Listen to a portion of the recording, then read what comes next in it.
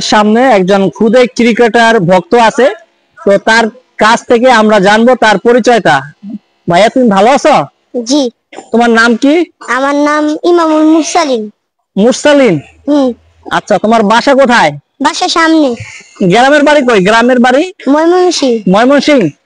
ময়মনসিংহ জেলার কোন থানা তোমাদের বাসা? ফুলপুর থানা। কোন গ্রাম? গ্রাম নাকাগাঁও। তুমি কতদিন যাবত ক্রিকেট খেলা খেলতেছ সেটা যদি আমাদেরকে একটু জানাও।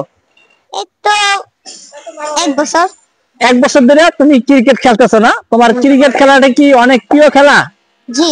তুমি কি বোলিং না ব্যাটিং কোনটা? ব্যাটিং। তুমি ব্যাটিং? তুমি ব্যাটিংটা ভালো পারো না? বোলিং পারো না? বোলিং পারি। এখানে কি প্রতিদিনই তুমি খেলার প্র্যাকটিস করো?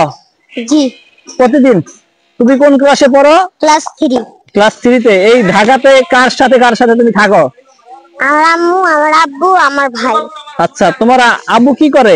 আমার আব্বু যাক মাশাআল্লাহ, যে কোনো একটা কর্মসংস্থানের ব্যবস্থা সাথে জড়িত আছে।